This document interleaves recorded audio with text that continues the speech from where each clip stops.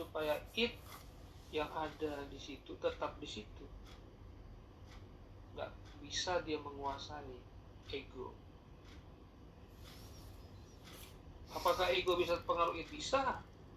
Buktinya ada orang jatuh dalam dosa. Padahal dia sudah tahu super egonya sudah. Tapi kok bisa jatuh dalam dosa? Karena ya itu tadi, egonya nggak kuat. Itu sistem asli atau the true psychic. Ya bukan hanya lapar, termasuk ya dorongan-dorongan yang lain. Makanya nanti dalam ilmu konseling atau psikoterapi kita harus cari tahu apa sih yang mendorong, apa sih yang membuat kamu melakukan ini. Gimana dinamika kepribadian menurut Freud? Freud memandang organisme manusia itu sebagai sistem energi yang kompleks. Freud pun berpendapat bahwa apabila energi yang digunakan dalam kegiatan psikologis seperti berpikir, maka energi itu merupakan energi psikis. Ya. Jadi kepribadian itu adalah energi. Ya, bagaimana seseorang itu bisa menjadi apa yang dia kumpulan hasrat atau keinginan, wishes. Tujuan dari insting ini adalah mereduksi ketegangan yang dialami sebagai suatu kesenangan. Sumber dan tujuan insting bersifat tetap, sedangkan objek dan penggerak seringnya berubah-ubah. Apabila energi insting digunakan untuk mensubstitusi objek yang tidak asli, maka tingkah laku yang dihasilkannya disebut insting derivatif. Ya. Jadi di dalam the it itu, ya, tentu ada insting. Ya.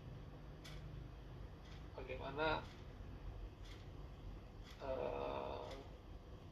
yang seperti saya bilang tadi, seorang anak nggak perlu diajarin dia untuk mencari makan, untuk bertahan hidup. Ya, kita lepas seseorang di hutan atau di mana pasti bisa bertahan hidup kalau dia punya insting yang bagus. Karena apa? Keinginan untuk bertahan hidup, minimal kampung tengah terisi. Nah itu yang membuat harus ada uang. Gimana supaya ada uang? Harus bekerja. Gimana supaya bisa bekerja? Ya harus sekolah. Gimana supaya sekolah? Ya harus pergi ke sekolah. Gimana supaya dia pergi sekolah? Ya harus makan juga. Gitu. Gimana supaya makan? Ya minta sama orang tua. Insting mempunyai 4 macam karakteristik, yaitu sumber, tujuan, objek, dan impuls.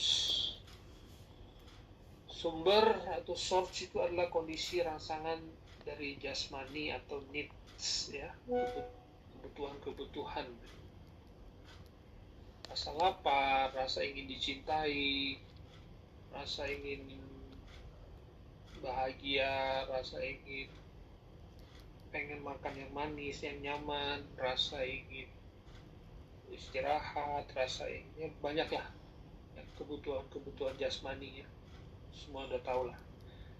Lalu tujuan, aim, itu menghilangkan rangsangan jasmani atau mereduksi ketegangan sehingga mencapai kesenangan dan terhindar dari sakitnya. Kalau lapar kita makan, kalau kita capek kita istirahat, kalau kita pengen makan yang manis kita belilah makanan manis, bila perlu pesan pakai Gojek. Nah, itu yang karena kita tegang, karena kita nggak nyaman, karena lapar tadi, karena yang kedua, pendistribusian dan penggunaan energi psikis. Nah, ini menggunakan energi ini untuk memperoleh kenikmatan atau disebut dengan pleasure principle. Ini harus hafal ya, pleasure principle ya. Ini teorinya, dia teori Freud aja. Kalian harus tahu. Melalui apa? Melalui gerakan refleks dan proses primer seperti menghayal atau berfantasi. Nah, pasien-pasien saya yang skizofrenia ini terjadi karena ini dia pleasure principle-nya itu gagal.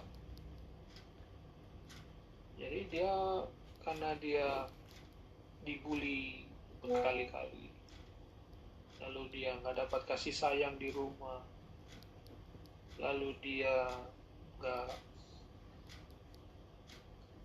melihat adanya kebaikan, keadilan dalam hidupnya, nggak ada teman yang menemani. Mulailah dia berkhayal, mulailah berimajinasi. Kayaknya aku ini orang yang paling disukai oleh semua orang. Kayaknya aku ini orang yang hebat. Kalau aku jadi orang hebat, semua orang suka sama aku. Kalau aku ini seorang nabi, semua orang akan mendengarkan apa aku ngomong. Untuk keperluan memuaskan dorongan atau insting, meningkatkan perkembangan aspek-aspek psikologi, mengekang menangkal id agar tidak bertindak impulsif atau irasional, dan menciptakan integrasi di antara ketiga sistem kepribadian dengan tujuan terciptanya keharmonisan dalam kepribadian sehingga dapat melakukan transaksi dengan dunia luar secara efektif.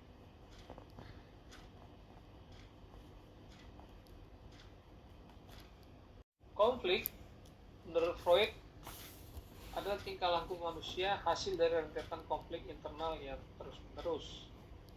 Konfliknya biasanya antara id, ego, dan superego. Dan itu merupakan hal yang biasa. Nah, kecemasan mempunyai peranan sentral dalam teori psikoanalisis. Kenapa? Kecemasan digunakan oleh ego sebagai isyarat adanya bahaya mengancam. Ada 3 tipe kecemasan, yaitu realistik, neurotik, dan moral. Ya. Oke. Sampai sini ada pertanyaan dulu nggak? Sebelum kita masuk ke defense mechanism.